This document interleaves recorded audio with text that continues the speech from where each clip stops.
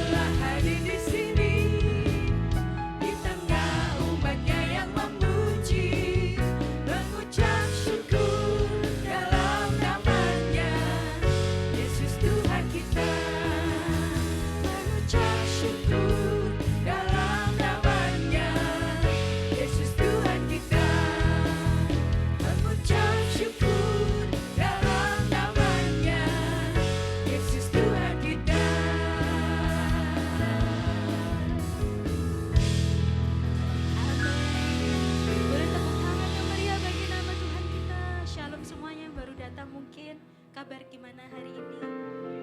Haleluya. Gimana Kak kemarin yel-yelnya? Waktu Yud itu loh Kak. Coba Kak ngomong Kak, yel-yelnya gimana? Gimana kabarnya? Gimana? Ulang Kak. Ya. Gimana kabarnya? Luar biasa, fantastis, yes. Coba diulang. Luar biasa, fantastis, yes. Sekali lagi ya. Ya. Kak Gide yang mimpin Kak kalau gitu Kak? Gak apa-apa Kak, mimpin Kak. Biar semangat semuanya sore hari ini. Ayo Kak. Gimana kabarnya Jemaat Betani? Luar biasa, Fantastis. Yes, ulang lagi, kurang tepat. Ada fantastisnya ya, jangan lupa. Sekali lagi. Gimana kabarnya Jemaat Betani? Luar biasa, fantastis, yes.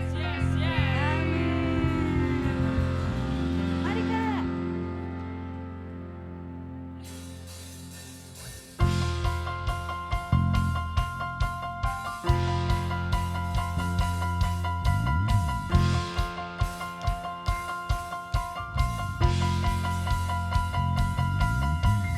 Kita semua umat pilihan Allah.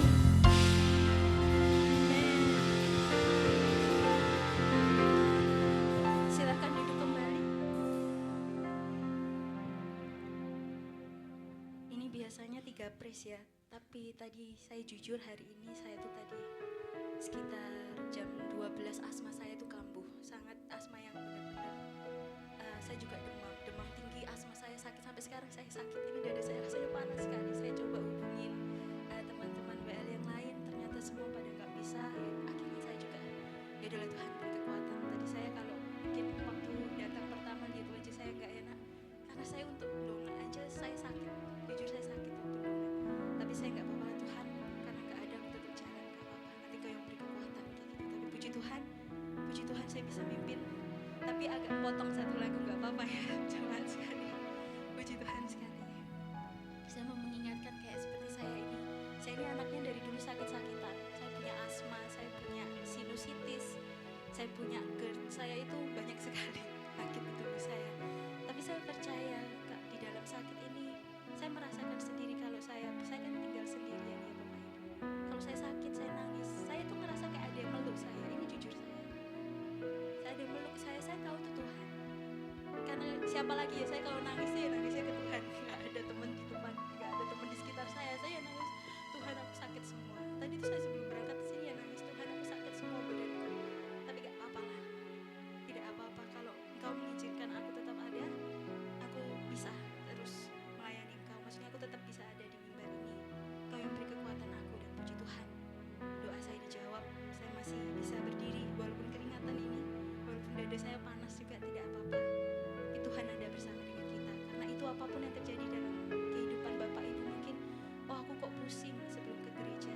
Tapi kalau tujuan kita melayani Tuhan, percayalah tujuan kita datang menghadap Tuhan, percayalah pasti ada sesuatu yang terjadi. Waktu saya menyembah Tuhan tadi saya agak nangis, saya merasakan hadirat Tuhan. Sebab seperti kata firman Tuhan apa? Dalam kelemahan justru di situ kita merasakan apa? Kekuatan Tuhan. Kekuatan Tuhan sempurna menyertai kita. Amin ya. Mari sama-sama kita naikkan pujian.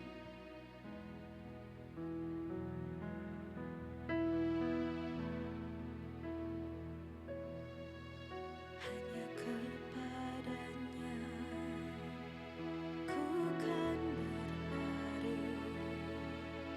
di saat ku bimbang dalam hidupku. Yang aku percaya dalam hadiratnya ada kekuatan yang baru. Walau ku melangkah dalam tekanan, dalam badai pencobaan datang menghadap. Yang aku percaya dalam hadiratnya ada kekuatan yang baru. Ada kekuatan yang baru. Ku kan terbang tinggi bagai raja wali di atas segala persoalan hidupku. Dan aku percaya saat ku bersama Dia, tiada yang mustahil bagi Dia. Hanya kepadanya aku kan berlari. Hanya kepadanya ku kan berlari di saat ku bimbang dalam hidup. Di saat ku bimbang dalam hidup. Yang aku percaya dalam hadiratnya. Yang aku percaya dalam hadiratnya ada kekuatan yang baru. Ada kekuatan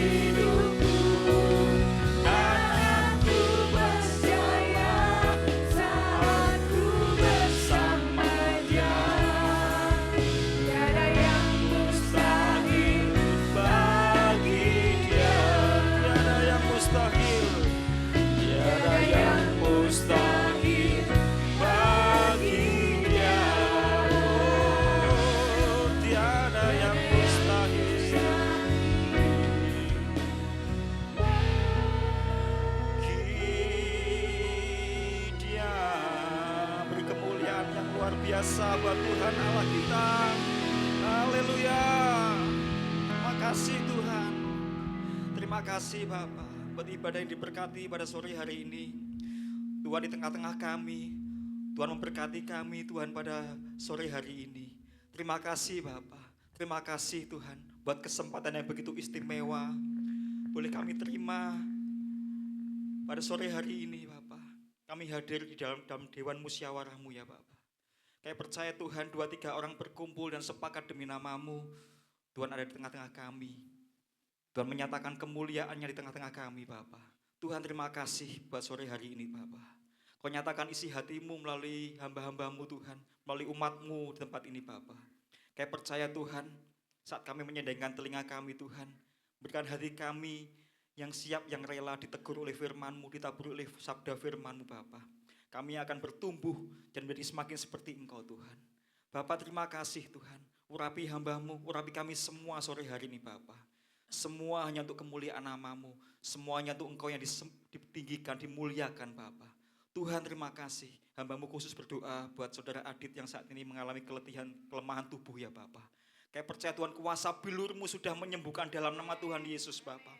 Kayak percaya Tuhan janji firman-Mu Tuhan, saat kami lemah Tuhan, kekuatan-Mu terus menopang kami Bapak. Kayak percaya Tuhan, Kau percaya kami jadi hamba-hamba-Mu Bapak. Kayak percaya Tuhan, Kau kuatkan kami hamba-hamba-Mu Bapak. Terima kasih Tuhan Yesus, terima kasih Bapak.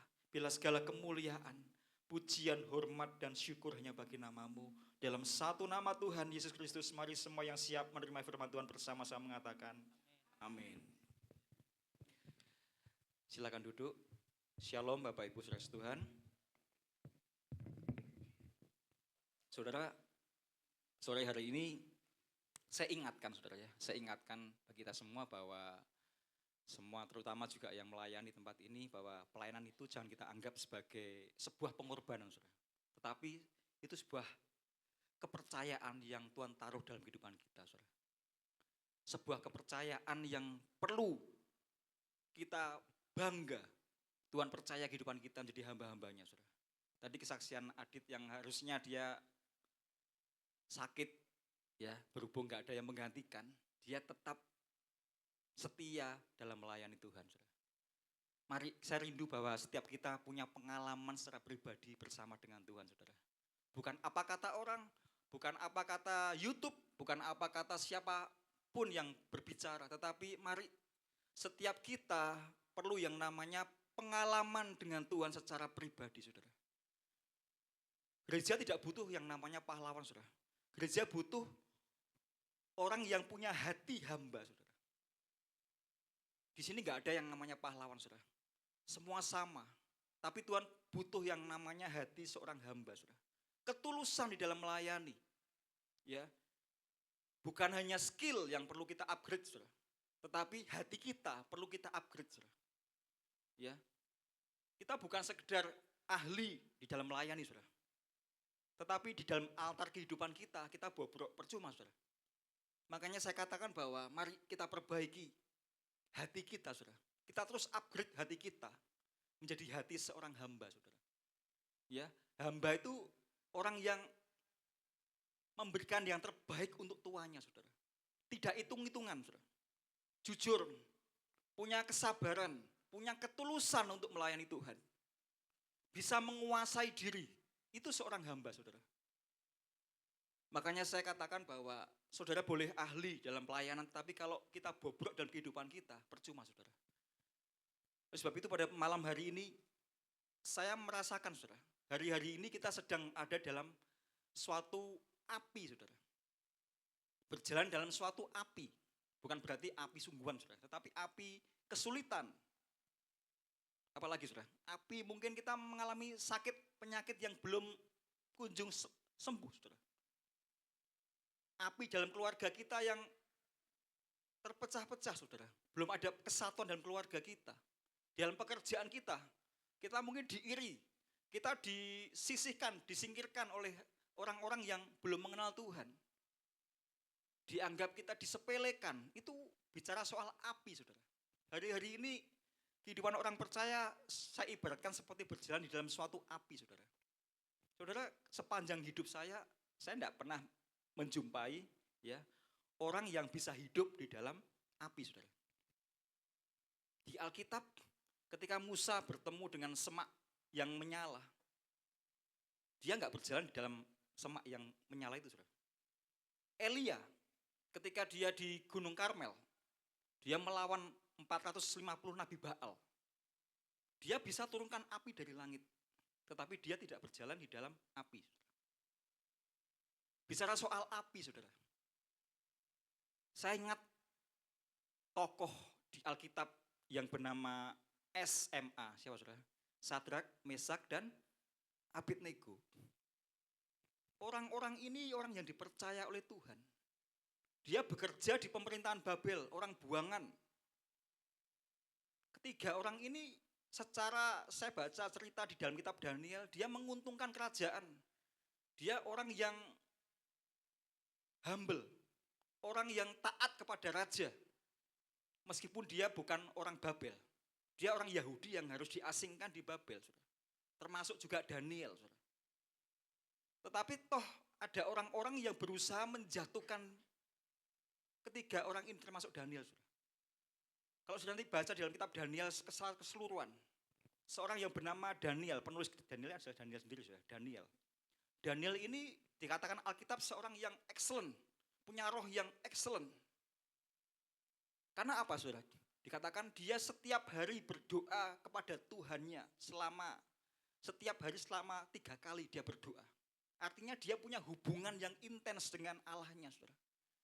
Sehingga tidak heran kalau dia dalam 3 periode raja, dia selalu menjadi orang kepercayaan raja, saudara.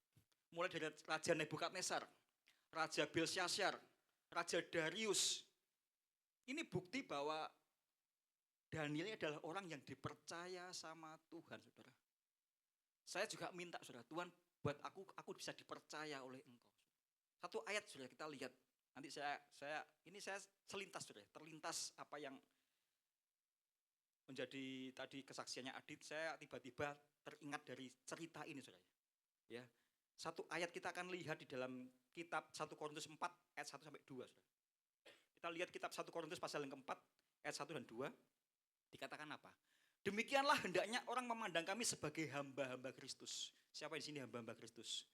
Hamba itu bukan hanya saudara semua, bukan hanya di mimbar ini, saudara, tapi semua ini kita adalah hamba-hamba Kristus. Amin, saudara. Yang kepadanya dipercayakan rahasia Allah.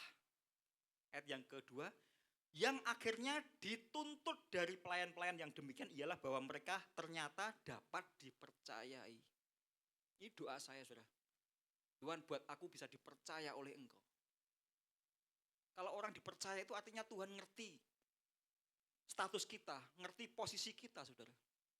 Seperti begitu juga dengan Daniel, Sadrak, Mesak, dan Abednego. Orang-orang ini orang-orang buangan. Orang yang menjadi orang yang dipercaya oleh Nebukadnezar, oleh kerajaan.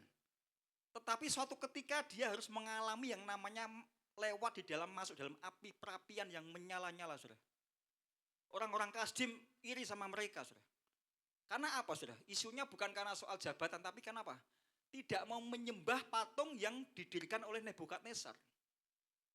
Saudara, cerita dalam Daniel pasal yang ketiga itu adalah suatu, saya katakan suatu highlight, ya. Artinya begitu Tuhan mau menyatakan kemuliaannya dalam pasal 3 Daniel ini, saudara.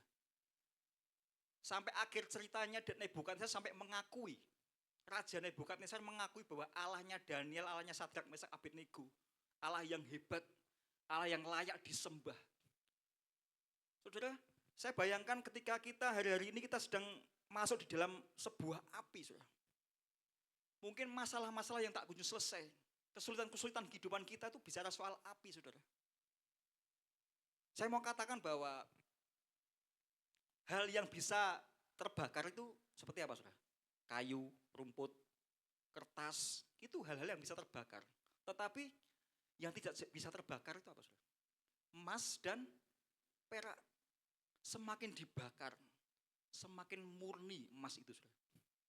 Kalau boleh saya katakan, saudara, emas yang murni itu bukan patungnya Nebukadnezar waktu itu, saudara. Tetapi karakter yang keluar dari Sadrak, Mesak, dan Abednego. Ketika mereka diperhadapan kepada perapian yang menyala-nyala 7 kali lipat, saudara. Mereka nggak ngeluh. Mereka tidak komplain sama Nebukadnezar. Bahkan Alkitab katakan, percuma aku argumentasi dengan raja. Sistem mereka beda dengan sistem kerajaan Babel, saudara. Karena mereka percaya siapa yang dia sembah.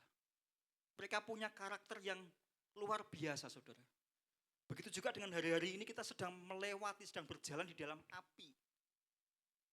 Kita bisa melihat situasi, kondisi keadaan dunia saat ini, saudara. Tidak semakin baik, peperangan, apalagi soal ekonomi, tidak pasti. Kita tuh sedang menghadapi ketidakpastian yang pasti, saudara. Beberapa hari yang lalu, solar sulit didapatkan. Sebelum solar apa? LPG susah, benar nggak, saudara? Terus apa lagi? Pertalite. Harga-harga naik melambung tinggi, emas termasuk emas. Naiknya nggak karu-karuan, saudara. Turunnya juga nggak karu-karuan, saudara. Apa yang bisa kita bikin itu semua pasti, saudara? Kita semua sedang menghadapi ketidakpastian yang itu pasti, saudara. Oleh sebab itu mari kita sungguh-sungguh dalam beribadah kepada Tuhan, saudara. Alkitab katakan di akhir zaman ini menjelang kedatangan Tuhan dikatakan apa, saudara? Banyak nabi-nabi palsu, banyak peperangan. Coba saudara lihat Injil Matius pasal 24, saudara. Saya ingat ayat ini, saudara. Injil Matius pasal yang ke-24. Ayatnya yang bentar saya carikan ayatnya.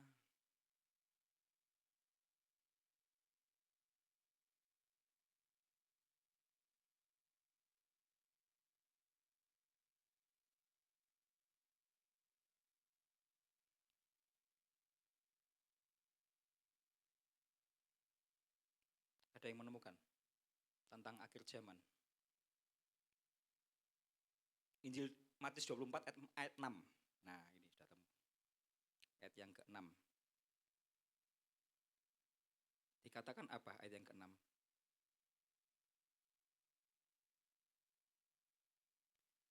Kamu akan mendengar ayat yang ke-4 dulu. Jawab Yesus kepada mereka, waspadalah supaya jangan ada orang yang menyesatkan kamu. Banyak penyesat, saudara. Menjelang kedatangan Tuhan banyak penyesat. Sebab banyak orang akan datang dengan memakai namaku dan berkata, akulah Mesias, dan mereka akan menyesatkan banyak orang. Hati-hati dengan penyesatan, saudara. Kamu akan mendengar juru perang atau kabar-kabar tentang perang. Namun berawas-awaslah, jangan kamu gelisah. Sebab semuanya itu harus terjadi, tetapi itu belum kesudahannya. Saudara, kita jangan paranoid. Wah, Tuhan mau datang, gak usah kerja aja lah. Diam aja di rumah, berdoa aja. Itu namanya orang paranoid. Saudara. Anak aja gak ngerti kapan Bapak datang, Tuhan datang. Pada dikatakan itu semua harus terjadi, tetapi itu belum kesudahannya, saudara. Bagian kita apa? Mempersiapkan diri kita sebaik-baiknya. Waspada, selalu siap. Saatnya Tuhan memanggil kita, saatnya Tuhan datang, kita siap, saudara.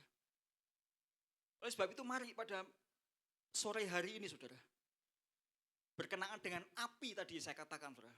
Kita sedang ada di dalam api, saudara.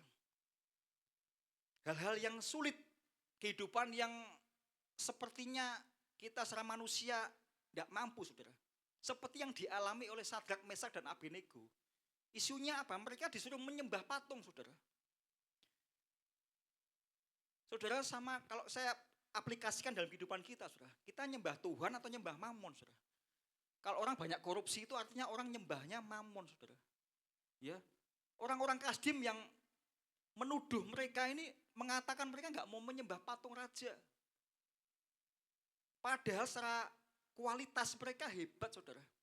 Etos kerja mereka hebat, tetapi mereka diserang dalam hal penyembahan. Nggak mau menyembah patungnya Nebukadnezar. Saudara, saya mau tanya, penyembahan itu menurut saudara apa sih? Kata penyembahan itu apa? Mungkin orang katakan penyembahan itu lagu pelan, nyanyi slow. Itu bukan penyembahan, saudara. Penyembahan itu sikap hati yang bergantung total pada Tuhan. Dalam segala keadaan dan di setiap keadaan, itu penyembahan, saudara. Ketiga Sadrak Mesak Abednego ini dia tidak peduli apa kata raja.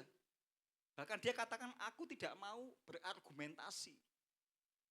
Dia punya prinsip penyembahan, sikap hati yang bergantung total pada Tuhan. Dalam segala situasi dan dalam segala keadaan, saudara. Itulah yang saya katakan penyembahan, saudara. Bukan bicara soal lagu pelan, lagu cepat, main musik, itu bukan penyembahan, saudara. Pertanyaannya hari-hari ini, sudahkah hati kita masih kepada Tuhan, saudara? Atau ke hal-hal yang lainnya?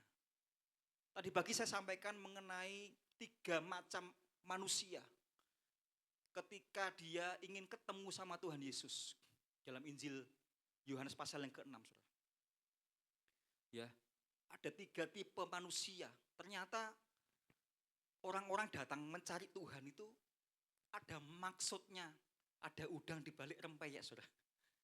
Tetapi ada yang tulus, ada yang mengalami, tetapi ada juga mereka hanya mencari tanda, mujizat, saudara. Kita melihat bagaimana kalau saya coba hubungkan dengan kitab Daniel, saudara. Ya, mereka terikat secara manusia, kelihatan diikat oleh tali Babel, masuk dalam perapian. Tuhan izinkan mereka. Tuhan melihat kemurnian hati mereka, saudara. Coba saya tunjukkan ayatnya, saudara. Kita akan lihat Daniel pasal yang ketiga 16. Mungkin saudara nggak ngerti ceritanya nih, saya tunjukkan ya. Ini tidak dalam konsep saya tadi hari ini, saudara. Ini di luar apa yang saya persiapkan tadi waktu saya mendengar WL tentang kesaksian tentang kehidupan dia yang sakit, harusnya dia istirahat tetapi dia karena kekuatan Tuhan dia melayani sampai tuntas, saudara. Ya, saya ingat cerita tentang Daniel ini, saudara. Daniel pasal yang ketiga, ayatnya yang ke-16, saudara lihat. Daniel pasal yang ketiga, yang ke-16. Dikatakan apa? Ini kata-kata dari Sadrak, Mesak, dan Abednego. Lalu Sadrak, Mesak, Abednego menjawab Raja Nebukadnezar, tidak ada gunanya kami memberi jawab kepada Tuanku dalam hal ini. Mereka enggak ragu, saudara. Mereka enggak berargumentasi sama raja. Loh, aku kan pegawaimu, aku kan orang yang kamu percaya sebagai gubernur di negara bagian Babel. Kenapa kau hukum misalnya kayak gitu, saudara. Mereka komplain, tidak ada kata-kata komplain dari ketiga orang ini, saudara. Bahkan dia ngomong gini, tidak ada gunanya kami berjawab pada Tuanku dalam hal ini. Ayat 17, jika Allah kami yang kami puja sanggup melepaskan kami, maka ia akan melepaskan kami dari perapian yang menyala-nyala itu. Dan dari tangan Tuanmu ya Raja. Tetapi seandainya tidak, ayat 18, hendaklah Tuanku mengetahui ya Raja bahwa kami tidak akan memuja dewa Tuanku dan tidak akan menyembah patung emas yang Tuanku dirikan itu. Saudara, saya tidak ngerti, ini bukan hanya bicara soal iman, tapi mereka ini nggak ngerti ke depannya mau gimana, tapi dia cuma bilang gitu aja. Tidak ada komplain dalam kehidupannya, saudara. Mari, saudara, ketika kita sedang ada dalam api, tanda petik, saudara, kesulitan, apakah kita seringkali komplain sama Tuhan, saudara? Kita bersungut-sungut, kita menyalahkan keadaan, kita menyalahkan mungkin kalau sebagai anak orang tua kita. Kalau sebagai orang tua kita menyalahkan anak kita, menyalahkan pekerjaan kita, menyalahkan bos kita. Hamba-hamba Tuhan kita salahkan semua, gereja kita salahkan, saudara. Kita belajar dari ketiga orang ini, mereka enggak komplain sama sekali, saudara. Ya, mereka melakukan apa yang jadi bagiannya. Apakah Tuhan diam, saudara? Enggak. Di akhir ceritanya tidak ada satupun yang terbakar, saudara. Bau terbakar aja enggak ada, saudara. Nanti baca kitab Daniel pasal yang ketiga, saudara. Ini bukti bahwa ketika di tengah situasi dalam api saat itu, kita belajar dari ketiga orang ini, saudara. Mereka tetap kompak, saudara. Makanya dalam masa-masa saat ini, saudara, jangan tinggalkan yang namanya persekutuan, saudara. Masih ada yang di tempat ini yang belum ikut FA, saudara. Itu komunitas yang penting, saudara. Saling membangun. Saat dalam perapian, dalam api kehidupan kita punya persekutuan, kita dikuatkan, saudara. Amin, saudara. Tidak ada orang itu yang sendiri, tidak ada, saudara. Alkitab katakan bahwa tidak baik manusia itu seorang diri. maka aku akan berikan penolong baginya. Ayat ini bukan bicara hanya soal orang yang jomblo, yang belum punya pasangan. Tetapi manusia kita hakikatnya itu punya kehidupan yang relasi. Punya kehidupan yang saling, saudara. Ketiga orang ini persekutuannya luar biasa, saudara. Makanya jangan suka jadi orang Kristen yang menyendiri. Kemarin waktu doa puasa menara saya katakan bahwa orang yang bisa berkumpul itu berarti egonya sudah mati.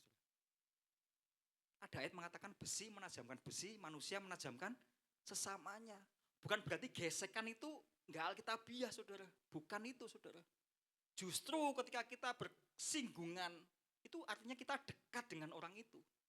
Coba kalau saya misalnya jauh sama Pak Denny, enggak pernah hubungan, cuma say hello aja. Ya saya enggak ada apa-apa, enggak pernah bersinggungan. Coba kalau dekat sama Pak Denny, pasti bersinggungan, benar nggak saudara? Orang tersinggung itu pasti pernah bersinggungan, benar nggak saudara? Nggak ada orang tersinggung nggak pernah bersinggung, nggak mungkin saudara. Makanya orang yang suka menyendiri itu biasanya sukar dinasehati, sukar ditegur, apalagi nggak mau dikoreksi. Itu orang yang ciri orang yang menyendiri. Itu anak-anak saudara, Kristen anak-anak. Menuntut supaya yang lainnya berubah, padahal dia sendiri harusnya berubah saudara. Mari saya rindu supaya setiap gereja di tempat ini, jemaat Betani Tuban, semua ikut FA, semua ikut persekutuan di tengah-tengah situasi yang dalam api ini saudara. Mari kita sama-sama saling menguatkan. Ya, komunitas itu membentuk kita supaya kita lebih rendah hati. Gimana kita bisa tahu rendah hati kalau kita nggak bisa nggak kumpul sama orang lain? Gimana kita bisa punya empati kalau kita nggak dekat berkumpul sama komunitas kita? Saudara, saya waktu merenungkan membaca kitab Daniel pasal yang ketiga ini, saudara. Di situ nggak ada Daniel, saudara. Peristiwa itu nggak ada Daniel. Saudara tahu Daniel posisinya sebagai apa waktu itu? Saudara? Dia sebagai tangan kanannya sebagai apa? Penasehat raja. Dalam Daniel pasal yang ketiga ini Daniel tidak ada. Coba kalau seandainya ini, saya ini berandai-andai, kalau Daniel ada pada peristiwa 3 SMA ini menyembah patung, pasti Daniel melobi Nebukadnezar kan. Raja, kalau bisa ya ini kan juga yang menguntungkan kerajaan kita. Paling enggak kamu kasih kompensasi lah, istilahnya kayak gitu. Kasih cara yang lainnya. Itu kan kata-kata orang Kasdim. Akibat omongan orang Kasdim sehingga mereka harus masuk dalam perapian yang menyala-nyala 7 kali lipat. Saudara. Tetapi Tuhan izinkan Daniel enggak ada waktu itu. Saudara. Jadi kalau saya merenungkan cerita ini, ada kalanya kita harus sendiri. Saudara. Artinya Tuhan sedang mengajarkan pengalaman kita dengan Tuhan secara pribadi, saudara. Hari-hari ini Tuhan sedang mengamati kehidupan kita, saudara. Ya, menjadi orang yang bisa dipercaya oleh Tuhan, saudara. Kita akan melihat, saudara, satu ayat di dalam kitab Daniel pasal yang ketiga, saudara. Ayat yang ke-17.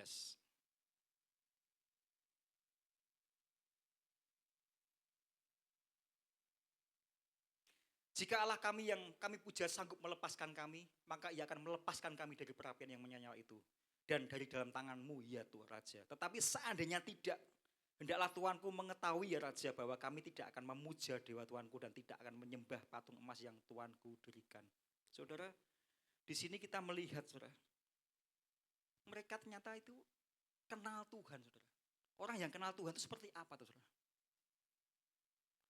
Mereka bisa ngomong seperti ini, saudara. Saya tahu mereka kenal Tuhan yang dia sembah, saudara. Orang kenal Tuhan itu bagaimana, saudara?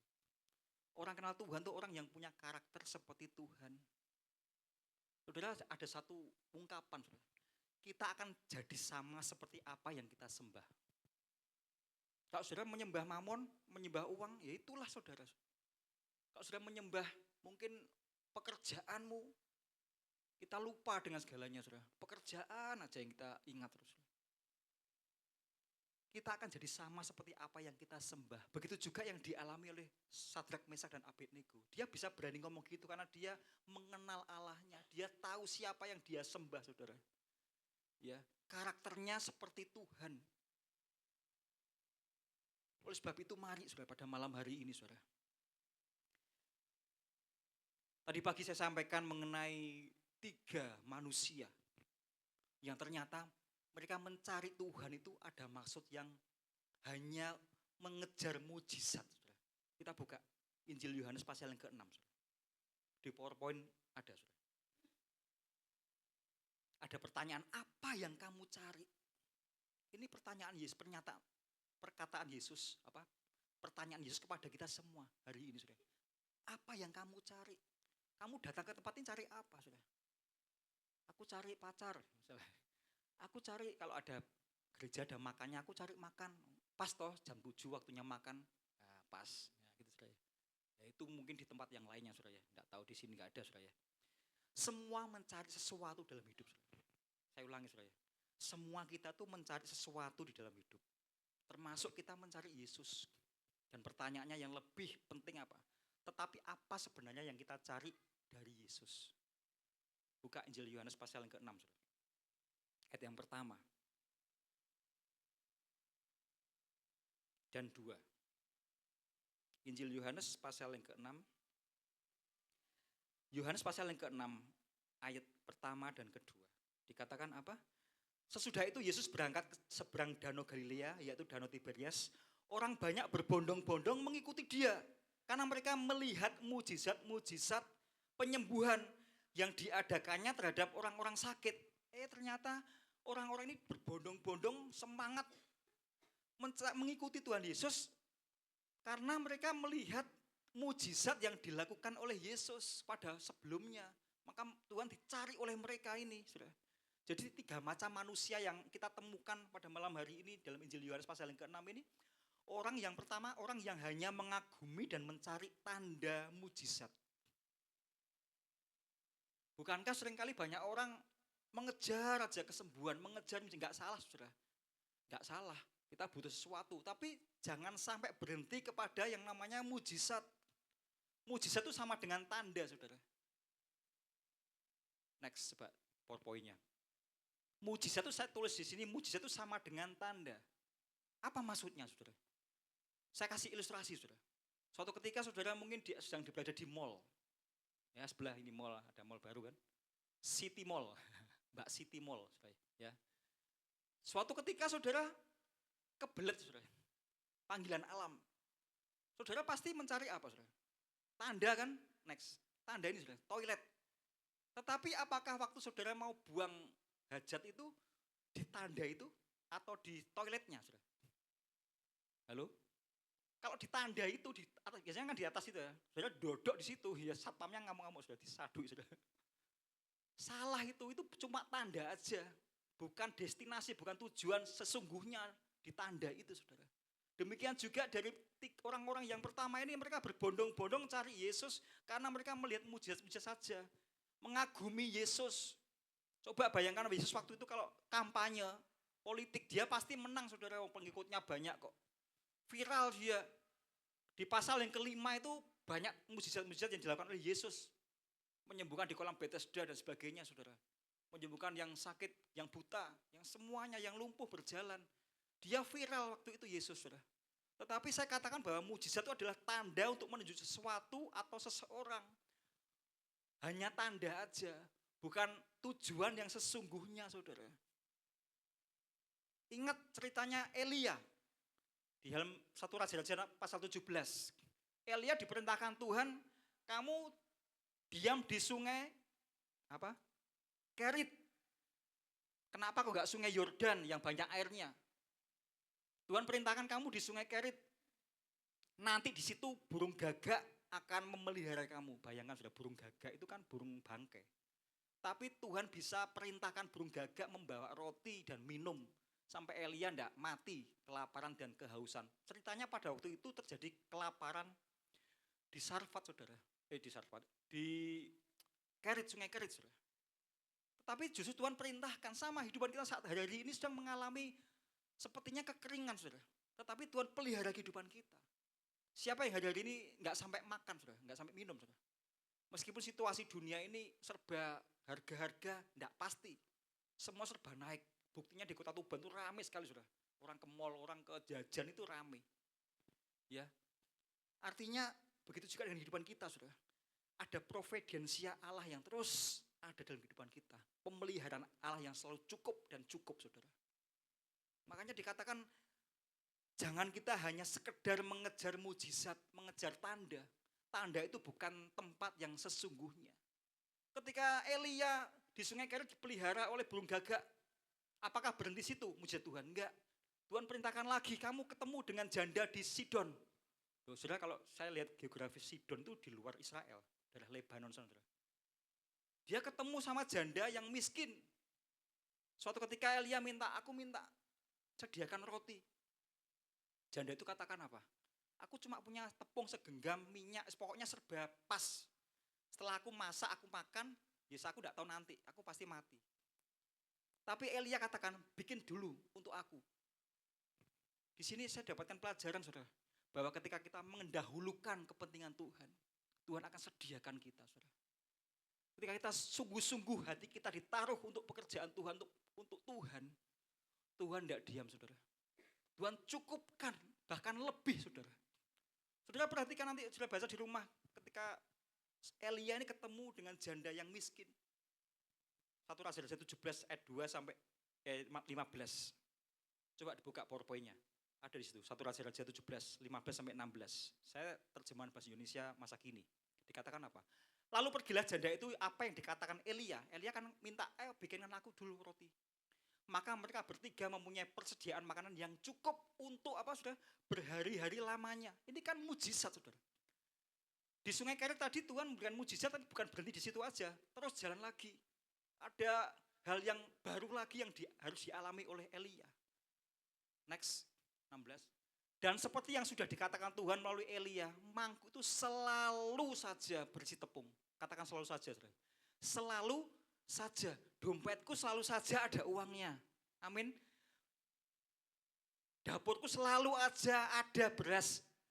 Selalu aja ada gula, ada minyak. Apalagi? Selalu aja ada orang menolong aku. Selalu aja ada kebaikan demi kebaikan Tuhan dalam kehidupan kita. Karena kita mengutamakan Tuhan seperti janda ini. Dan botol itu pun selalu berisi minyak. Selalu dan selalu, saudara. Selalu dan selalu. Lagunya gimana tuh? Kau tahu Gideon lagunya? Ada lagu selalu dan selalu. Kau angkat hidupku. Teruskan, saudara, saya tidak hafal. Ada lagu itu, selalu dan selalu. Makanya kalau kita mengutamakan Tuhan, bukan cuma sekedar cari mujizat, Tuhan perhitungan kehidupan kita, saudara. Saya katakan mujizat itu hanya fasilitas. Begitu juga dengan tekanan, dengan masalah, dengan problem, itu hanya fasilitas sarana. Untuk apa sarananya? Supaya hati kita murni di hadapan Tuhan. Coba kalau Elia tidak mau, dia tidak ketemu dengan janda itu, nggak ketemu dengan burung gagak yang memelihara dia. Bahkan janda itu punya anak, mati, saudara.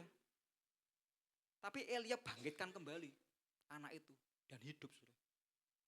Ini kan bukti bahwa Tuhan tuh pakai orang-orang yang mau taat. Ya. Saya tulis di sini, saudara. Kekanak-kanakan rohani itu berfokus kepada mencari berkat. Coba next. Ada enggak kata-kata itu, saudara? Nah ini, kekanak-kanakan rohani itu berfokus mencari berkat.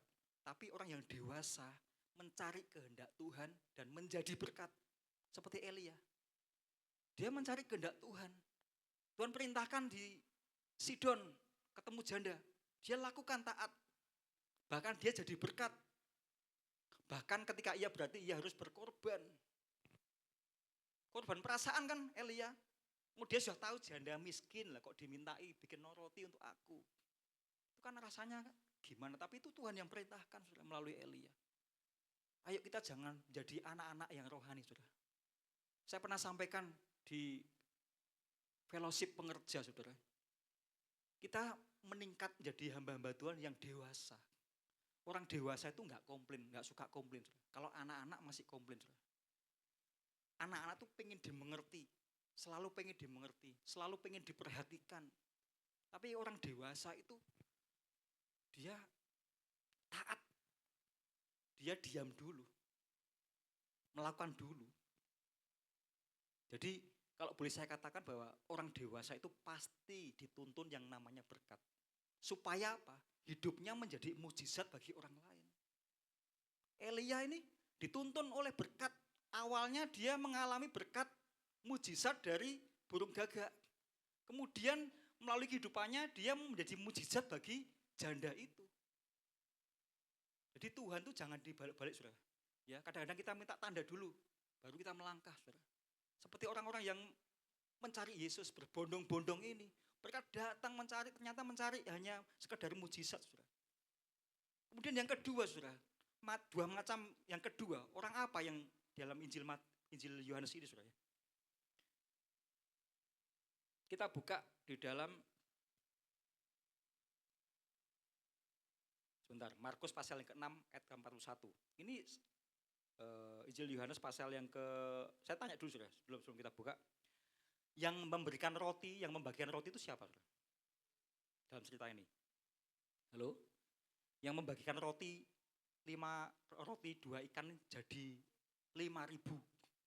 5.000 orang cukup dan lebih dari 12 dan lebihnya 12 bakul. Siapa yang membagikan? Para murid. Yang kedua tuh orang-orang yang mengalami sendiri tanda mujizat, saudara. Mungkin hari-hari ini saudara punya pengalaman mengalami mujizat. Pada waktu itu murid-murid membagikan roti sendiri. Mereka membagi sambil mungkin dalam hatinya, loh cukup loh, kok nggak habis-habis, kok nggak habis-habis. Sampai semuanya makan roti, saudara. Bahkan sisanya 12 bakul, saudara. Saya percaya waktu itu mungkin salah satu murid 12 murid Yesus itu pasti bagikan sambil mikir, saudara. Loh kok Ciono ya, loh kok Ciono, saudara. Loh, mungkin loh-lohnya, saudara. Loh kok cukup, sampai sisa, saudara. Jadi di sini kita nggak berhenti di dalam hanya sekedar mencari tanda, tapi yang kedua, ayo kita bisa mengalami sendiri bersama dengan Tuhan. Mengalami seperti Sadrak, Mesak, dan Abednego di dalam dapur perapian yang menyala-nyala. Bahkan mereka nggak mau argumentasi sama raja. Wis aku mau argumentasi, nek aku bukan nyemplung ya nyemplung. Wis kalian Tuhan nggak tolong aku tetap menyembah Allahku, katanya. Jadi kalau boleh saya katakan, miracle atau keajaiban atau mujizat Tuhan itu adalah kedaulatan Allah dan kasih karunia Tuhan. Tidak bisa disetir oleh manusia atau oleh hal-hal yang lainnya, saudara. Saya tulis di sini, saudara. Miracle atau mujizat itu bentuk dari kedaulatan Allah dan kasih karunia Allah. Seringkali kita apa, saudara? Pengen ini supaya ada mujizat. Kita berusaha dengan kekuatan kita, saudara. Tuhan jadikan sarana apa yang kita mau, saudara. Aku tak doa puasa ben ada mujizat. Ya enggak salah, saudara, tapi tujuannya bukan itu, saudara. Orang berdoa, berpuasa itu semakin kita apa? Merendahkan ego kita, merendahkan kemanusiaan kita, bergantung sepenuhnya kepada Tuhan. Makanya di sini saya katakan tujuan sebenarnya mujizat itu apa toh? Yang Tuhan inginkan tuh. Tujuan sebenarnya mujizat itu apa? Coba kita buka Yohanes pasal yang ke-20. Ayat 30 sampai 31. Tujuan sebenarnya mujizat itu apa toh? Yang Tuhan ajarkan. Dikatakan apa? Memang masih banyak tanda lain yang dibuat Yesus di depan mata murid-muridnya yang tidak tercatat dalam kitab ini. Jadi banyak sekali, saudara. Nggak cukup kalau tulis satu-satu itu saking banyaknya, saudara. Tetapi semua yang tercantum di sini telah dicatat supaya kamu percaya bahwa Yesuslah Mesias Anak Allah dan supaya kamu oleh imanmu memperoleh hidup dalam namanya. Saudara, mujizat Tuhan itu dibuat supaya kita percaya Yesus dan hidup di dalam Yesus. Percaya bukan percaya aja, saudara. Percaya itu artinya kita memberikan hidup kita. Mau dikuasai oleh Tuhan.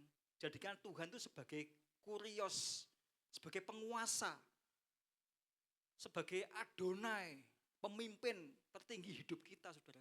Kita nggak punya hak lagi. Minggu kemarin Pastor Susan sampaikan tentang surrender. Saudara. Masih ingat apa surrender? Saudara? Ada yang mencatat khotbah kemarin? Salah satunya surrender itu trust, percaya, Saudara. Ya. Penyerahan total sampai habis. Kita nggak punya hak lagi, nggak punya apa? Kekuatan, maksudnya nggak tersisa. Kita nggak bisa mengontrol Tuhan. Semuanya Tuhan. Dikuasai oleh Tuhan. Apa yang jadi keinginan kita, itulah keinginannya Tuhan, Saudara, harusnya. Saudara. Makanya di sini ternyata tujuan sebenarnya mujizat itu adalah supaya kita percaya Yesus. Makanya jadi orang Kristen jangan kecanduan mujizat, Saudara. Ya. Terus dalam cerita ini, pasal yang ke-6 tadi ini, ternyata Tuhan Yesus ini menyingkir, Saudara. Coba kita lihat pasal yang ke-6 ayat yang ke-15, kembali ke Yohanes 6 ayat 15. Kenapa Tuhan menyingkir? Setelah kasih mujizat, harusnya dia justru semakin dekat sama orang-orang itu. Tetapi kita lihat ayat yang ke-15. Karena Yesus tahu bahwa mereka hendak datang dan hendak membawa dia dengan paksa untuk menjadikan dia raja. Ternyata ada udang di balik batu, Saudara. Tuhan mengerti hati mereka. Karena mereka ingin Tuhan itu jadikan mereka raja. Raja yang penuh dengan mujizat, penuh dengan kemuliaan. Seperti zaman Salomo, kaya, naik kuda. Tapi Yesus sebaliknya. Dia naik keledai. Bahkan dia diolok-olok mau mati untuk semua orang, Saudara.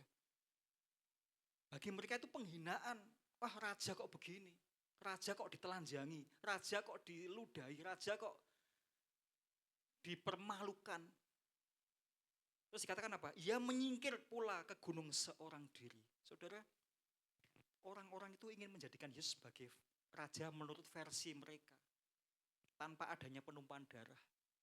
Orang Yahudi nggak suka, wong Tuhan raja kok disalib. Ya, makanya mereka memusuhi Yesus. Dari sini saya merenungkan, Saudara, dari ayat ini, Saudara. Ya. Tuhan itu sebenarnya menarik diri itu dari kita. Mengajar kita supaya Tuhan itu enggak terus-menerus melulu menuruti keinginan mereka, Saudara. Soal makanan, soal mujizat. Tapi supaya mereka mengenal secara pribadi Yesus yang sebenarnya. Tuhan menyingkir dari kehidupan kita mungkin karena Ia ingin menyelamatkan kita dari motivasi-motivasi kita yang salah.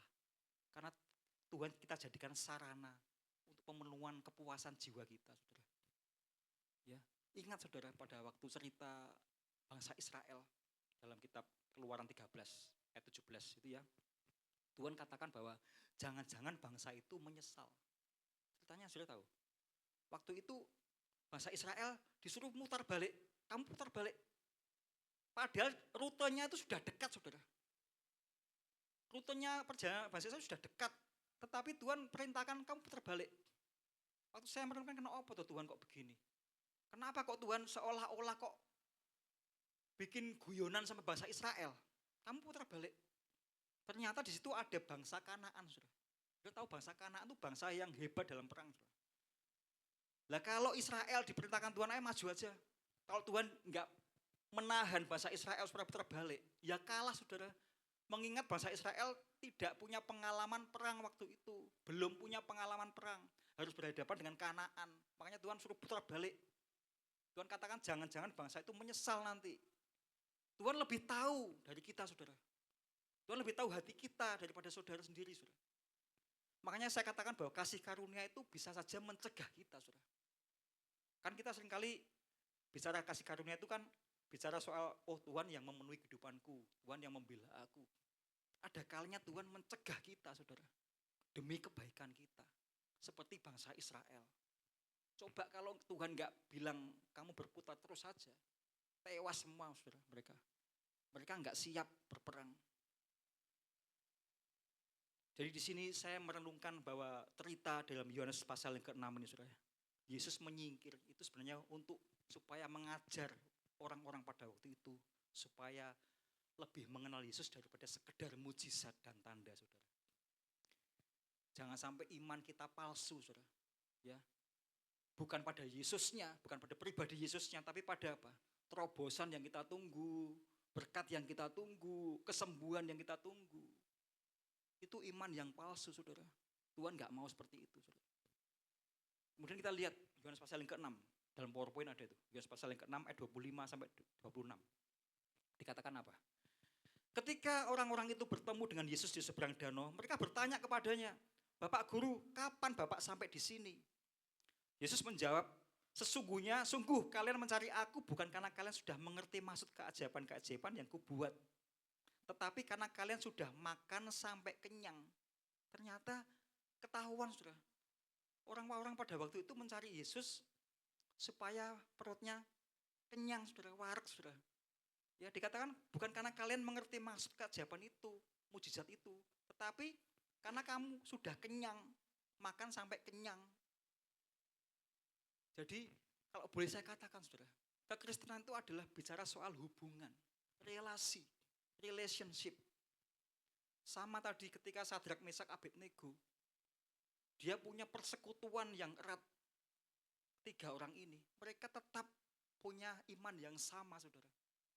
Kalau kita hanya sekedar cari emplok-emplok, saudara, tanda petik, saudara, iman kita akan kerdil, saudara. Tuhan katakan kamu bukan cari maksud dari mujizat itu, tetapi kamu makan sampai kenyang. Cari Yesus, ingin diberkati sesuai keinginan kita, itu Tuhan yang nggak mau.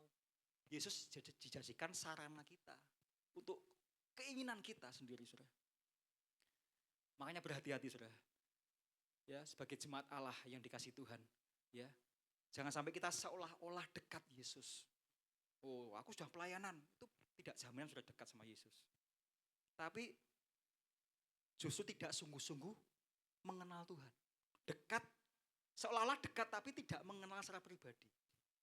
Ada pengakuan Petrus, saudara. Pada waktu dia ditanya, apakah kamu ingin pergi juga? Petrus katakan, aku tidak akan pergi. Karena aku percaya. Ada ayat nanti saya tunjukkan, saudara. Ya. Jadi mari, saudara. Hari-hari ini banyak orang-orang tuh sepertinya tanda petik, saudara. Kenal Yesus. Dekat Yesus tapi enggak mengenal secara pribadi, saudara. Ya. Berhati-hatilah. Kita akan lihat, saudara, satu ayat dalam Filipi pasal yang ketiga ayat yang ke-8. Kita Filipi pasal yang ketiga ayat yang ke-8. Ini ungkapan Paulus. Filipi 3 ayat 8. Ketika dia sudah berjumpa dengan Yesus, katakan apa? Malahan segala sesuatu ku anggap rugi karena pengenalan akan Kristus Yesus Tuhanku lebih mulia daripada semuanya. Oleh karena dialah aku telah melepaskan semuanya itu dan menganggapnya sampah supaya aku memperoleh Kristus. Saudara, siapa nggak kenal Paulus? 2/3 kitab Perjanjian Baru ditulis oleh Rasul Paulus. Dia orang yang cukup terkenal sebagai penganut mazhab Saduki, saya lupa itu ya, dia Farisi, bahkan dia jadi murid Gamaliel, bahkan dia juga orang saya katakan apa sih dalam pemerintahan itu ya, dia dikenal sebagai orang Farisi yang taat beragama, saudara. Tetapi dia katakan semuanya itu sampah ketika aku mengenal Yesus. Tuhan butakan dia di Damsyik, perjalanan ke Damsyik. Dan akhirnya dia mengenal Tuhan secara pribadi. Maka dia katakan segala sesuatu ku anggap rugi karena pengenalan akan Kristus Yesus Tuhanku lebih mulia daripada semuanya. Apa yang menjadi kemuliaan kita, saudara? Apakah sekedar pekerjaan kita, kekayaan kita, koneksi kita, mungkin kita membanggakan orang tua kita yang kaya, atau koneksi kita yang hebat, yang terkenal, atau pencitraan kita, saudara, itu semua dianggap Paulus sampah. Yang mulia itu saat kita mengenal Yesus secara pribadi. Itu yang dianggap Paulus yang mulia, saudara. Dari cerita Injil Yohanes pasal yang ke-6, saudara, Tuhan mengajak sebenarnya untuk beralih ke hal-hal yang kekal. Seringkali manusia itu mencarinya di dunia ini hanya hal yang fana. Seperti karir, status, pencitraan. Ya. Tuhan katakan bekerjalah untuk makanan yang kekal. Kita lihat Yohanes pasal yang ke-6 ayat 27. Yesus mengajak kita beralih ke hal-hal yang kekal. Bukan sekedar mujizat, bukan sekedar kita mengalami mujizat. Ada next selanjutnya, level selanjutnya, dikatakan apa? 6:27. Bekerjalah bukan untuk makanan yang akan dapat binasa, melainkan untuk makanan yang bertahan sampai kepada hidup yang kekal. Makanan yang bertahan sampai kepada hidup yang kekal, yang akan diberikan anak manusia kepadamu. Sebab dialah yang disahkan oleh Bapa Allah dengan meterannya. Saudara, makanan yang bertahan sampai kepada hidup yang kekal. Kita hanya butuh yang namanya percaya dan hidup di dalam Kristus. Tuhan murid-murid katakan waktu itu, caranya gimana Tuhan? Coba next ayat yang ke-28. Caranya bagaimana? Ini murid-muridnya yang mengatakan demikian. Lalu kata mereka kepadanya, apakah yang harus kami perbuat? Bagaimana supaya kami bisa memperoleh hidup yang kekal? Supaya kami mengerjakan pekerjaan yang dikehendaki Allah. Jawab Yesus kepada mereka, inilah pekerjaan yang dikehendaki Allah, yaitu hendaklah kamu percaya kepada Dia yang diutus oleh Allah. Saudara, kita nggak usah melakukan apa-apa, cukup hanya percaya kepada Yesus. Kitab Roma 10 ayat 9 mengatakan apa? Kalau kamu percaya dalam hatimu bahwa Allah telah membangkitkan Dia dari antara orang mati, maka kamu akan diselamatkan. Percaya dalam hatimu. Banyak orang cuma sekedar lip service, tapi hati kita berontak kepada Tuhan. Bangsa Israel kurang apa, saudara? Dipelihara, dilindungi, dijagai oleh tiang awan pada waktu siang, malam tiang api supaya enggak gelap. Dipelihara oleh mana dari surga langsung turun setiap hari. Selalu tepat pada waktunya setiap pagi. Burung puyuh, daging, sampai muntah-muntah, saudara. Sampai enggak mau, saudara. Sampai mereka dikatakan Alkitab sampai kerasukan roh yang rakus, saudara. Ini artinya bukti pemeliharaan Tuhan itu sungguh luar biasa, saudara. Apa yang kita takutkan hari-hari ini, saudara? Apa yang kita khawatirkan, saudara? Tuhan katakan tadi apa? Percaya dalam hatimu, maka kamu akan diselamatkan. Bukan apa yang kita lakukan, tapi kepada siapa kita percaya, itu yang penting, saudara. Bukan apa yang kita lakukan, tapi kita percaya kepada siapa kamu percaya, itu yang penting, saudara. Bukan upaya manusia untuk mencapai Tuhan. Tapi Tuhan datang pada manusia, umat yang dikasihinya. Tapi Alkitab katakan orang yang dikasihinya itu yang menolak Dia, saudara. Malam hari ini kita akan terima perjamuan kudus, saudara. Tubuh dan darah Kristus yang tercabik-cabik di kayu salib. Yang untuk menyelamatkan kehidupan kita, saudara. Artinya Tuhan itu sangat rindu kita menjadi anaknya, saudara. Status kita kalau gagal itu bukan status kita, saudara.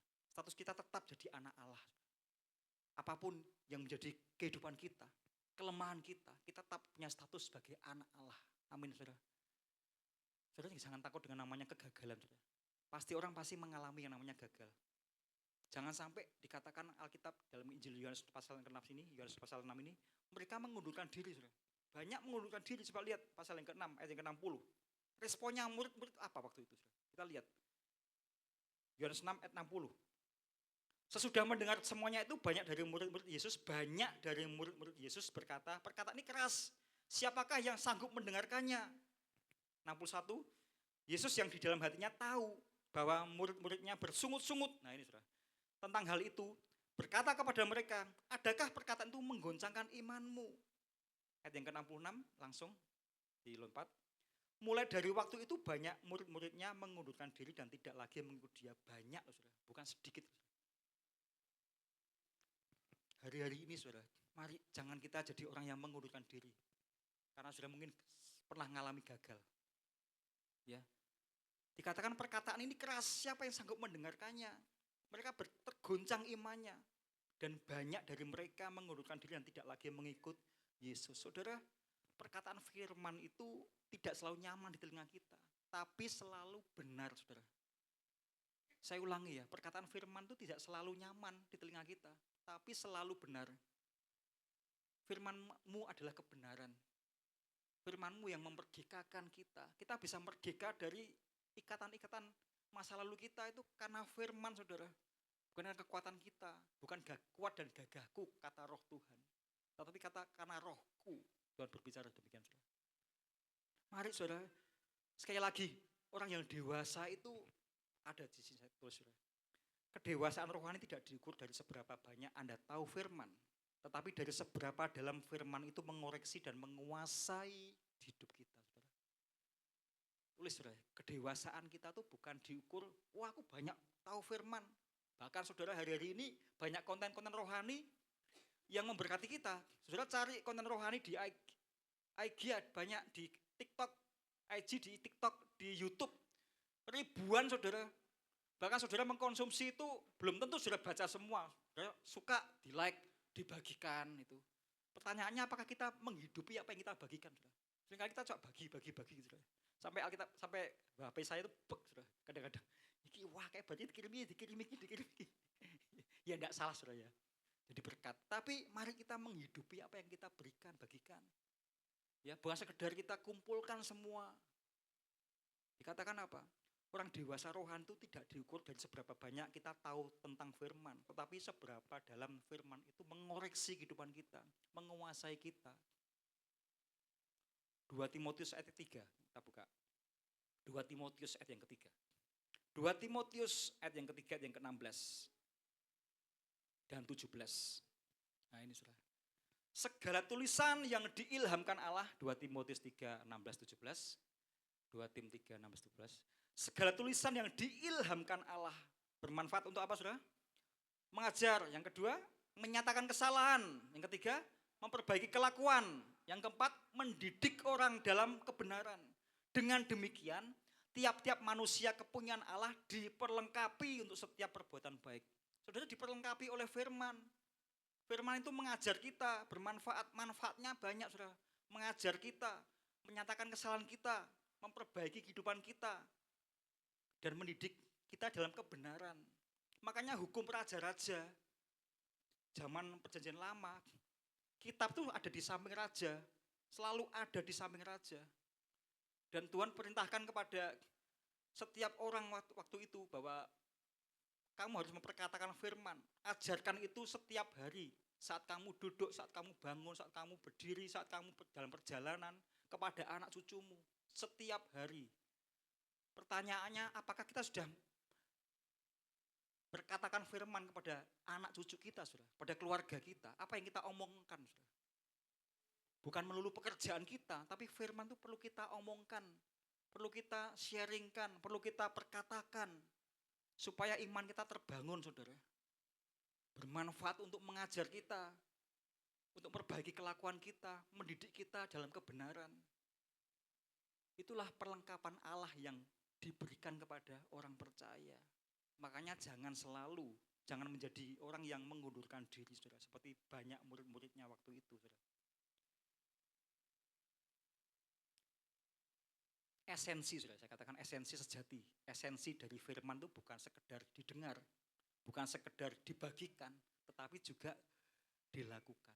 Saya juga berusaha untuk melakukan firman, saudara. Ya. Ada perkataan yang pertanyaan Yesus kepada murid-muridnya waktu itu, saudara. Kita kembali ke Yohanes pasal yang ke-6 ayat ke-67. Yang terakhir, saudara. Yohanes 6, 67. Maka kata Yesus kepada ke-12 muridnya, apakah kamu tidak mau pergi juga? Ini sebuah pertanyaan yang personal, saudara. Menantang. Ini ngomong kepada Petrus, kamu mau pergi juga sama yang lainnya? Tetapi Simon Petrus menjawab apa? Ayat yang ke-68.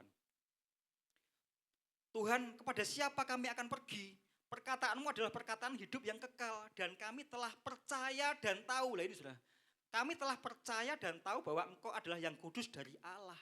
Percaya, saudara, pisteo, mempercayakan hidup. Tahu itu artinya ginosko. Ginosko itu keintiman seperti suami istri. Saya tahu Susan karena saya dekat dengan dia, intim. Suami istri, yang lebih tahu itu istri kita atau suami kita, saudara. Kalau orang lain sekedar tahu aja. Tuhan inginkan kita tuh dengan Tuhan itu tahu secara ginosko. Keintiman, saudara. Ini yang Tuhan maui. Makanya Petrus katakan, aku percaya dan tahu Tuhan bahwa engkau adalah yang kudus dari Allah. Petrus mengalami perjumpaan ilahi dengan Yesus. Dia tidak ikut-ikutan sama yang lainnya. Aku tidak pergi. Makanya Tuhan tadi katakan apa? Kamu mau pergi juga seperti mereka-mereka itu? Ini pertanyaan yang menantang, saudara. Pertanyaan juga bagi kita, apakah kita di sini karena Yesus atau hanya ingin mendapatkan sesuatu dari Dia? Nah, ini kita perlu jawab sendiri, saudara. Aku datang ke tempat ini karena Yesus atau hanya ingin mendapatkan sesuatu dari Yesus? Hanya sekedar pengen tangannya aja tanpa hatinya. Bangsa Israel itu cuma melihat tangannya Yesus, tangannya Tuhan, saudara. Perkara-perkara mujizat aja. Tetapi Musa beda, Musa kenal hatinya Tuhan. Sehingga Tuhan memperkenalkan jalan-jalannya kepada Musa. Saudara, dari dua hal ini yang saya bagikan kepada saudara-saudara. Ketika kita saat ini, hari ini kita sedang melewati api, berjalan di dalam api, seperti yang dialami oleh Sadrak, Mesak, dan Abednego. Tuhan ingin supaya kita mengenal secara pribadi karakter kita yang diuji. Emas yang sesungguhnya adalah karakter kita, saudara. Bukan yang lainnya. Yang lainnya terbakar. Mungkin ambisimu bisa terbakar, egomu bisa terbakar. Apalagi kepentingan-kepentingan yang enggak kudus bisa terbakar. Tetapi ketika kita dimurnikan sama Tuhan, karakter kita akan muncul seperti emas yang mahal, saudara. Nanti kita sedang memilih sekedar pernah yang ngambil sedikit sama teman saudara. Mari ya, nama berarti harus iman itu hidupnya ya. Kita yang masih ya, pembuktian ada tingguan di kita ya. Aku kalau dengan Tuhan tapi kasih pada kudus Yesus yang kuat mati akan nyupi sesuatu orang gagal yang sulit dimulai orang satuan hidup alih sekama bedas dan mengas termasuk depan kata saya doa saya untuk tapi yang apa berdaya membini akan Haris hanya lalu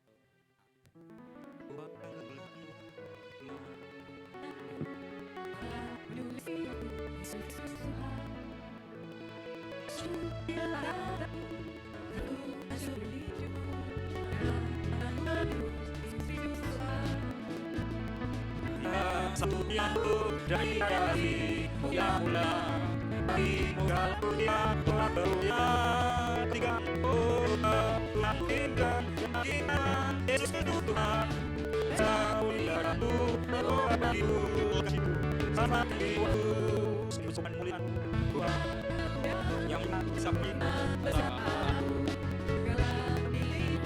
Yesus Tuhan sebab Yesus dia padaku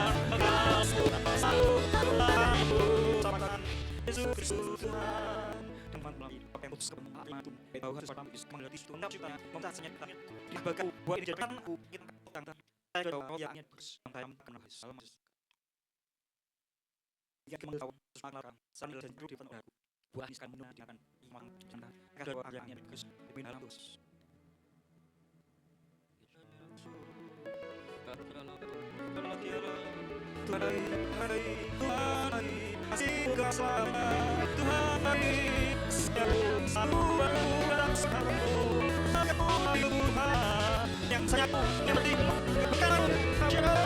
berkat sama Tuhan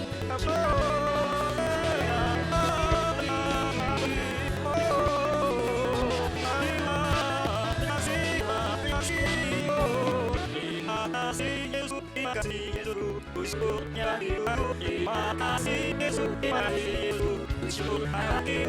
Yesus terima kasih Yesus terima kasih